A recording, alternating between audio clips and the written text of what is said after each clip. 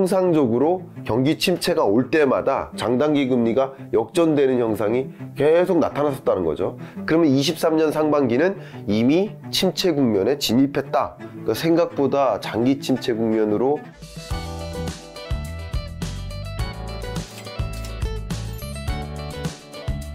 네, 안녕하세요. 경제 읽어주는 남자 김광석입니다. 반갑습니다. 자, 오늘 준비하신 첫 번째 주제 경기 침체 진단인데 네. 요즘에 아래 공포라는 말이 계속 나오는 것 같아요. 네. 여기 시청자분들이 많이 궁금해하시는데 이게 네. 뭔가요?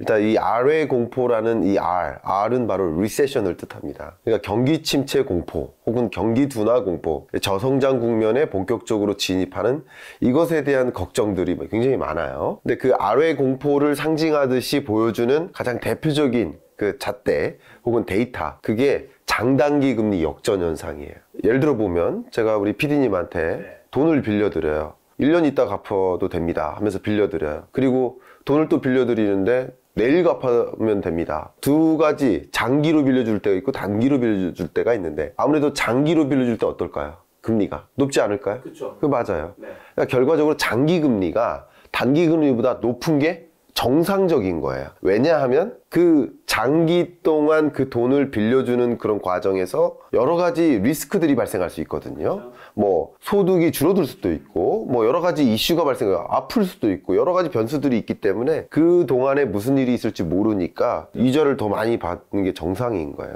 근데 보시는 것처럼 이 아래 공포를 상징하는 장단기 금리가 미국 10년물 국채금리 그리고 2년물 국채금리가 역전됐죠. 역전된 게 정말 제가 연구자로서 경험했던 것 중에 가장 길어요. 22년 7월 6일부터 역전되어 가지고 지금 이 순간까지 역전된 채 움직이고 있습니다. 이 최장기간 이상한 일이 벌어지고 있는 거죠. 장기금리가 단기금리보다 오히려 낮다. 네. 그러니까 역전된 게 계속 이상한 일이 벌어지고 있는데 여러분 상식적으로 이렇게 판단하시면 더 좋겠습니다. 장기금리는 상대적으로 미국의 그 경제의 그 펀더멘탈을 보여준다. 근데 단기금리는 콜금리 혹은 기준금리와 연동된다. 그러면 장기금리가 더 낮다라는 사실은 기준금리 인상 속도가 너무 빨랐고 상대적으로 그리고 경기 침체가 진전되고 있으니까 금리를 인하시켜야 되는 게 아니냐 하는 그런 이야기가 들 만큼 경기 침체가 말 그대로 이상한 일이 벌어지고 있고 경기 침체가 확실히 굳건히 나타나는 듯이 10년물 국채금리가 떨어지고 있는 현상. 결국 이 단기금리가 빠르게 올라서도 이유가 될 수 있지만 이 22년 하반기에는 그런 모습이었죠. 근데 더 중요한 것은 22년 끝자락부터 23년 지금의 모습은 뭐냐면 단기금리가 빨리 올라서가 아니라 단기금리도 나름 떨어지고 있는데 장기금리가 빠르게 떨어지고 있죠. 네.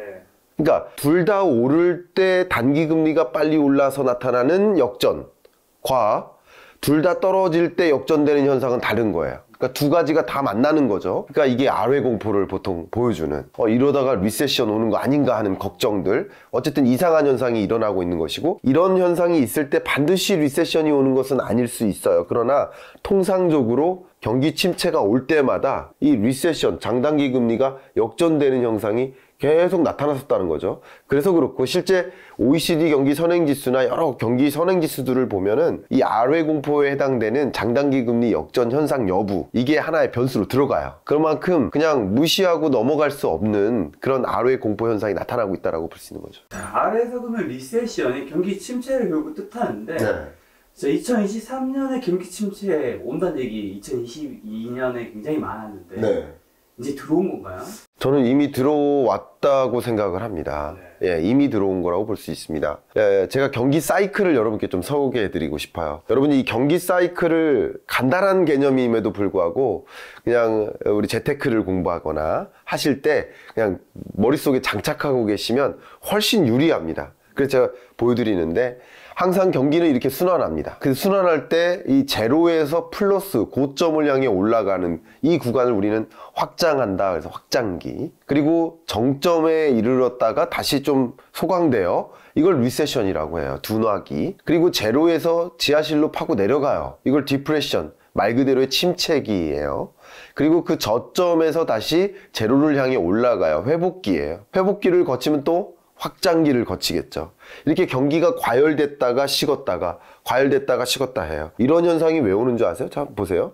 경기가 과열돼요. 가장 대표적인 게 2020년, 21년. 그러면 그때 과열되도록 뭐가 만들어졌어요? 돈, 유동성. 그럼 그 금리를 떨어뜨리면 과열을 더 만들게 할 수 있어요. 왜냐하면 미래에 쓸 수 있는 돈을 끌어다 쓰는 거예요. 그러니까 현재 소비할 여력이 없어요.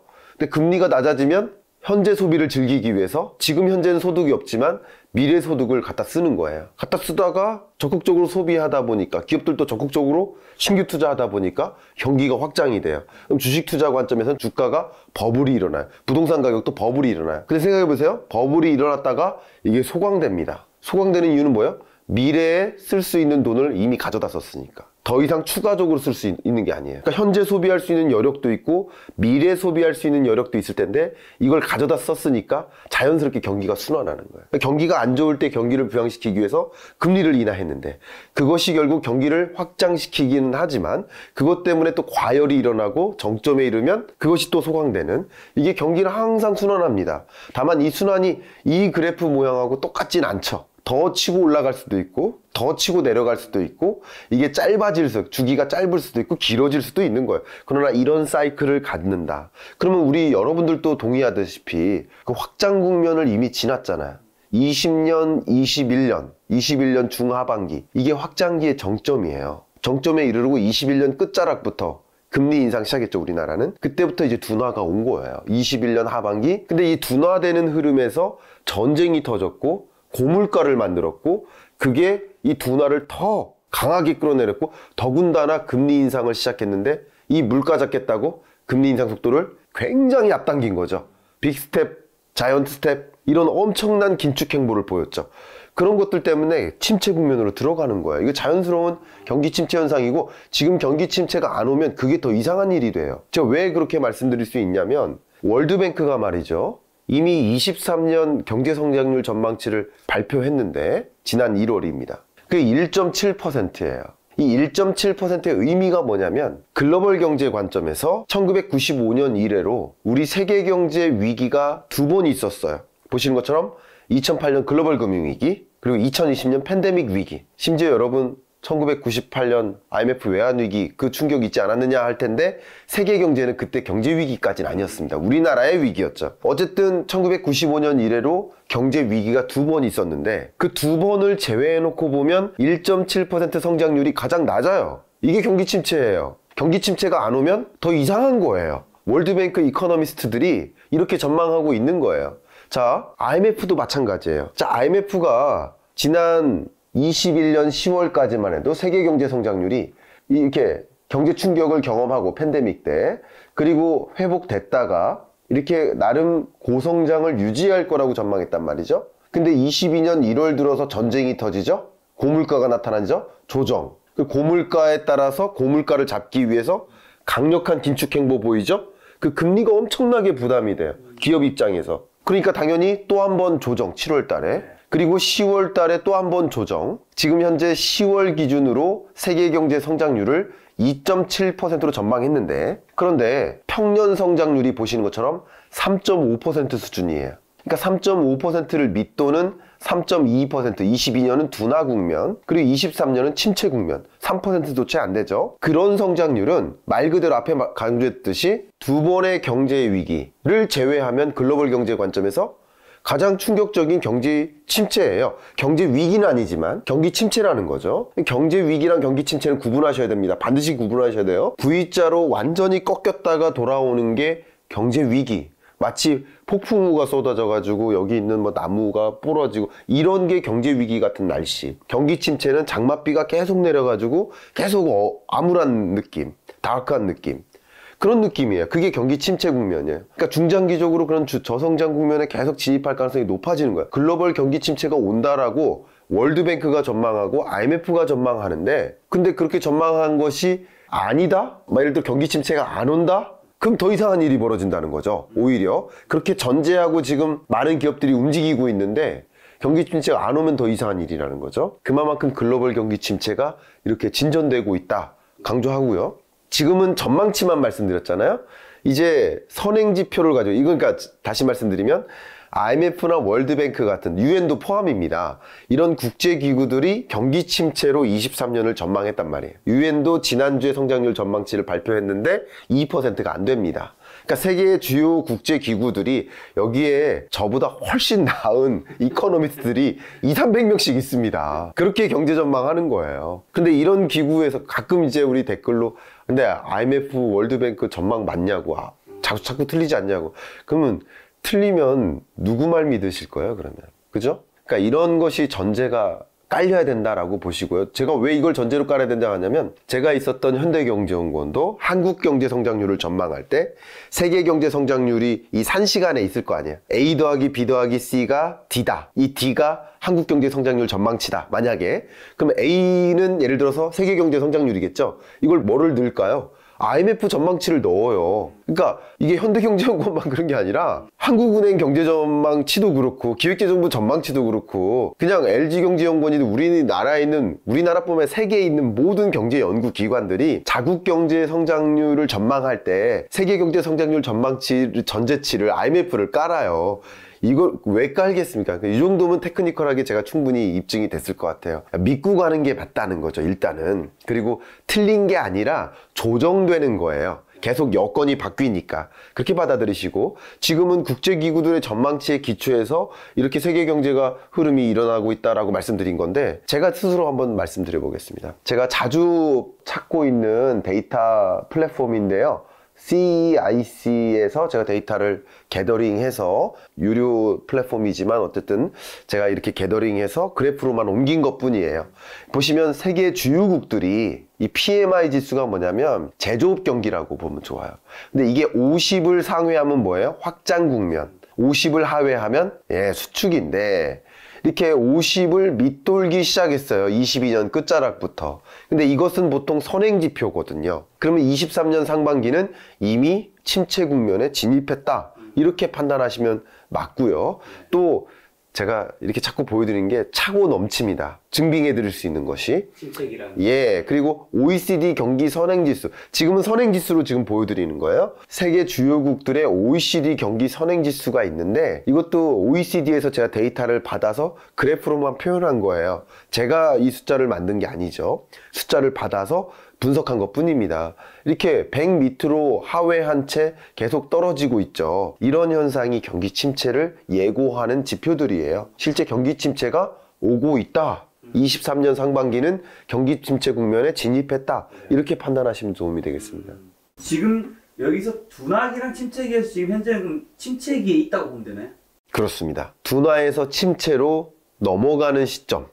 그게 22년에서 23년의 모습이지 않을까? 이렇게 판단하고 있습니다. 혹시 그럼 그 다음에 리커버리 회복기는 언제쯤 올 수 있다고 우리가 희망을 좀 가지면? 안타깝게도 뭐 주요 국내 연구기관들이 상반기가 저점이고 하반기에 회복된다 23년에 이렇게 전망을 많이들 하고 계셔요. 저도 그랬으면 좋겠어요. 그런데 이제 글로벌 경제 연구기관들의 일관된 전망은 장기 침체를 보통 얘기하고 있습니다. 2020년의 팬데믹 충격은 V자로 충격이 있었다가 또 회복되는 구간도 짧았어요. 그러나 이렇게 서서히 들어가는 침체 국면은 장기화될 가능성이 높다라고 보고 있어요.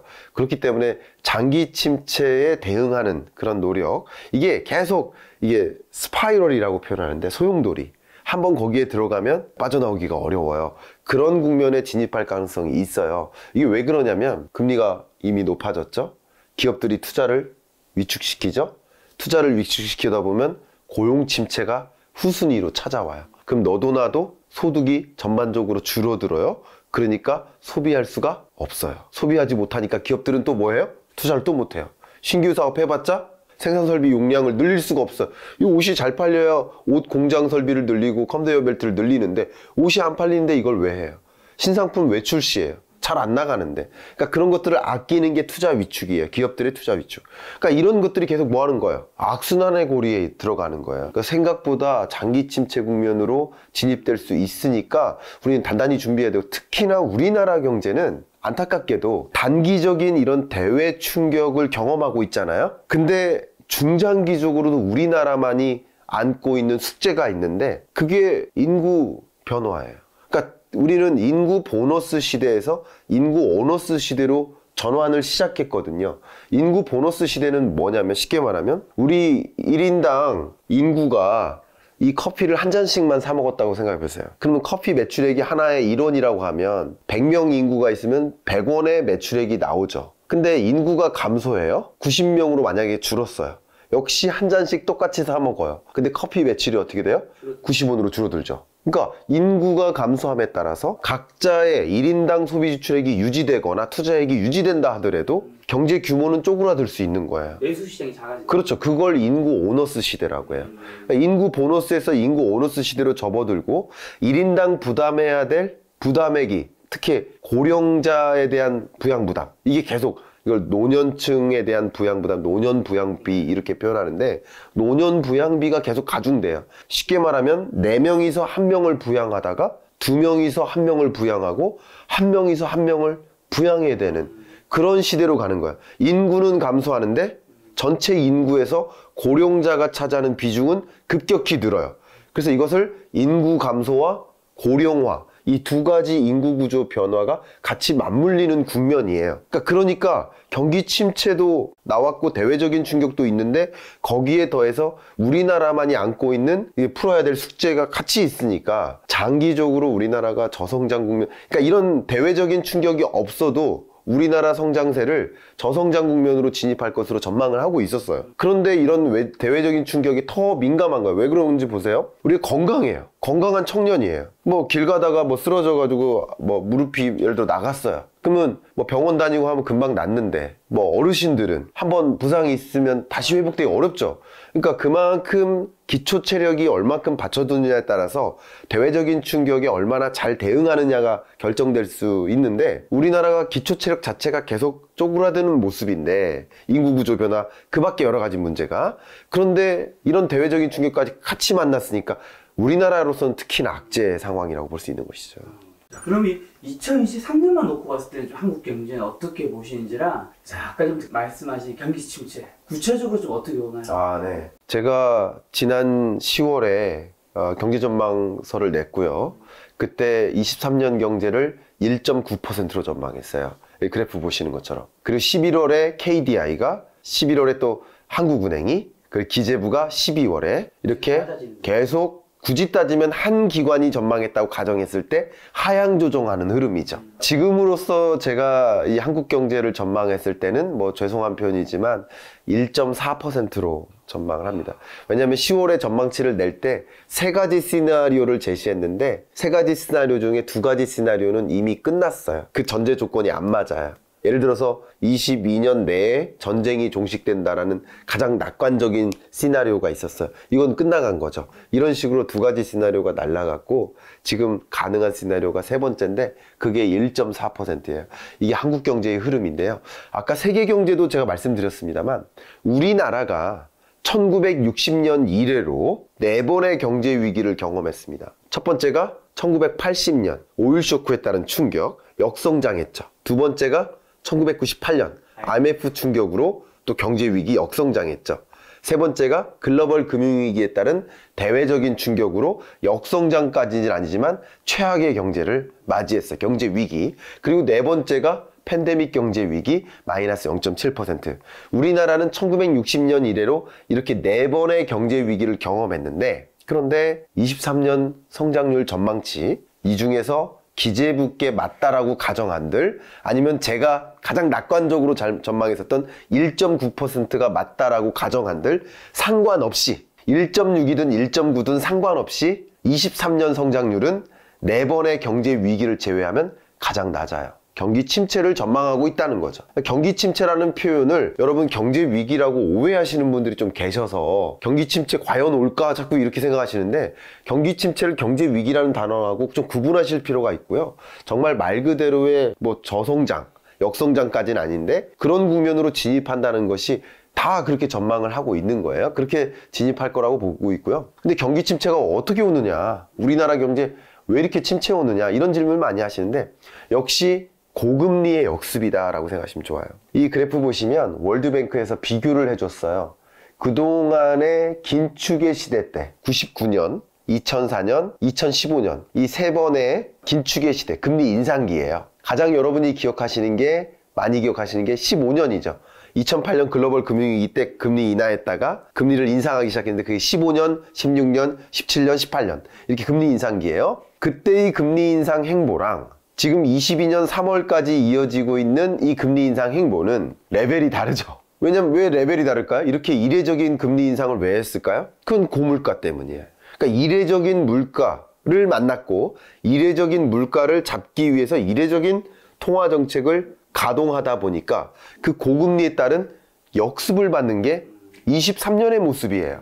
왜 그러냐면 물론 여러분과 같은 개인 투자자들도 마찬가지예요. 금리가 올라가 버리면요 투자하려 하지 않아요. 물론 뭐 1,000만 원, 1억, 2억, 몇 억 정도의 투자는 상대적으로 금리에 덜 민감하실 수 있는데 죄송하지만 뭐 슈퍼겜이라고 해가지고 나와서 말씀하시는 분들 몇십억 가지고 뭐 슈퍼겜이라고 표현하시는 분들 슈퍼겜이 아니죠. 정확한 의미상 몇십억 몇백억 가지고 시장을 움직일 수가 없어요. 제가 말씀드리는 것은 적어도 몇천억이에요. 몇천억의 자산가 많냐?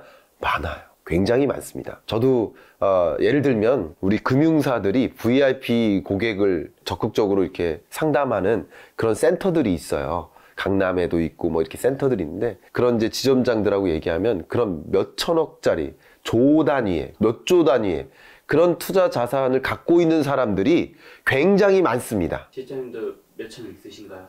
전 절대 그런 게 아니고요. 그러면 이렇게 안 합니다. 리치 안 나옵니다. 근데 그런 사람들이 금리에 엄청나게 민감해요. 한번 생각해 보세요. 금리가 예를 들어서 1%가 안 돼요. 저축해봐야. 그러면 저축할까요? 더 높은 투자 수익성을 위해서 옮겨가요. 그런데 금리가 5% 정도로 올라가 버려요. 굳이 금리가 5%인데 이 돈을 어떻게 굴려서 잃고자 할까요?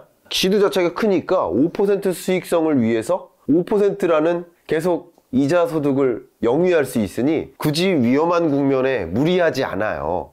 그러니까 금리가 높아져 버리면 무리하지 않아요. 또 이 투자자들이요. 예를 들어서 뭐 엄청나게 떨어진 뭐 경매에 계속 유찰된 이런 품목들 예를 들어서 500억짜리 뭐 1000억짜리 이런 상가, 건물, 빌딩 이런 거 매물이 막 쏟아져요. 근데 500억짜리인데 뭐 200억으로 많이 떨어져요. 그럼 이걸 살까 말까를 판단할 때 어떻게 할까요? 금리로 판단해요.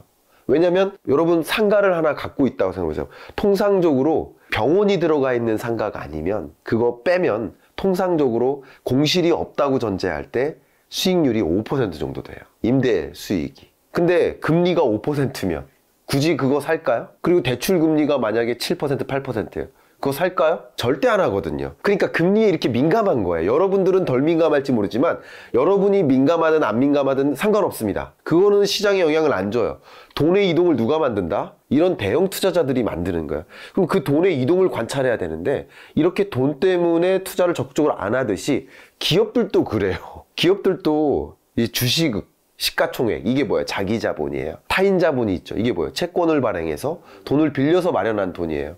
타인 자본이 예를 들어 반 정도 된다고 생각해보세요. 그러면 금리가 이렇게 올라갔는데 굳이 돈 빌려가지고 자기 자본도 쪼그라들겠지만 그걸 떠나서 타인 자본을 많이 의존해가지고 신규 사업 적극적으로 하겠습니까? 오히려 매각해요. 그래서 매물이 엄청나게 쏟아지는 거예요. 금리가 올라져 버리면 빚을 탕감하는 게 전략인 거예요. 그걸 뭐라고 해요? 어려운 말로. 디레버리징이라고 하는 거야. 그 빚을 탕감하기 위한 게 가장 좋은 기업의 전략인 거야. 그러니까 자산을 매각해요. 그러니까 매물이 쏟아져요. 그러니까 집값이 떨어지는 거 그래서 움직이는 거예요. 경기 침체는 왜 어떻게 오느냐? 기업들이 금리가 높아지다 보니까 당연히 투자를 안 해요. 그러니까 실물 경제의 충격이 찾아오는 모습인 거예요. 거기서부터 경기 침체가 야기된다 이렇게 생각하시면 좋겠고 실제 아까 말씀드렸던 기획재정부의 전망치를 말씀드리면 이 기업의 투자를 세 가지로 할 수 있는데 설비 투자, 건설 투자 그리고 하나가 더 있는데 지재 투자예요. 근데 이게 비중이 작아서 제가 빼놓고 얘기하는 겁니다. 근데 설비 투자도 건설 투자도 다 23년에 전년보다 감소한다고 전망했잖아요. 매우 이례적인 전망치입니다. 이렇게 고금리의 역습으로 우리나라 경제 주체들이 신규 투자를 못 한다는 거예요. 그러니까 이게 결과적으로는 투자가 위축되니까 고용 위축이 오죠. 이게 소비 위축으로 연결되니까 악순환의 고리로 가는 거죠.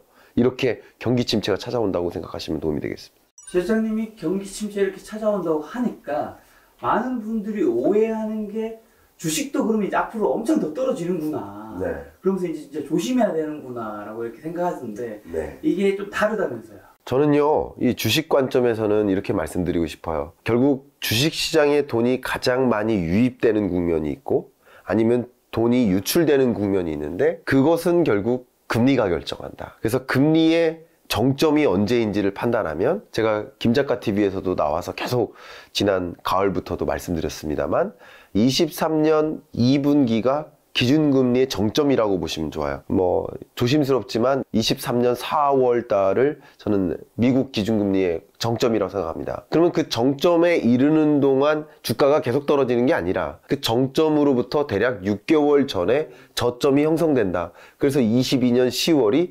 주식시장의 저점이다 라고 저는 판단하고 있습니다.